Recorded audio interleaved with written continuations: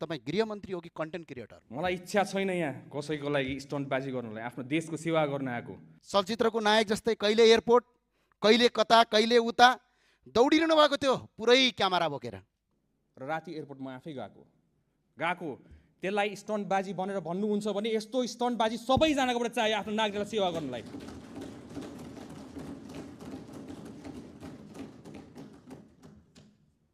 र पत्रकार मित्रहरूलाई पनि तपाईले सोध्नु होला, जतिजना मान्छेले त्यसलाई स्टन्टबाजी भन्नुभयो, क्यामेरा लिएर हिँड्छ भनेर। क्यामेरासँग भाग्ने मान्छेहरू हामीहरू, क्यामेरा आएर बोलेको तपाईँले हतपत्त हामीलाई देख्नु हुँदैन। हामी फिल्डमा उत्रेर काम गर्ने मान्छेहरू, हामीलाई त्यति राम्रोसित बोल्नु आउँदैन होला, तर राम्रोसित काम चाहिँ गर्नु आउँछ। यदि साँच्चै उपचार गर्ने उद्देश्य यदि थियो भने आज गणेश नेपालीको मृत्यु हुँदैन थियो सम्माननीय सभामुख महोदय। सरकारले जति खर्च गर्नुपर्छ खर्च गर्छ, आफ्नो नागरिकलाई बचाउनको लागि गर्छ, किन नगर्ने? पहिला त्यही भिआइपीलाई मात्र सिक्युरिटी दिन्छ भने आज नागरिकलाई सिक्युरिटी दिनको लागि हरेक बाटोको कुना काप्चामा बसेको थियो। एयर एम्बुलेन्सहरू पुर्याइदिएको भए त्यो एयरपोर्टमा दौडिनुको सट्टा एउटा प्लेन मात्र एयरपोर्टमा पठाएर दिल्ली जान कति लाग्छ? 2 घण्टा सम्माननीय सभामुख महोदय। त्यतिखेरको कन्डिसन तपाईँलाई थाहा छैन। किन थाहा छैन? किन तपाईँ त्यहाँ पुगेकै छैन।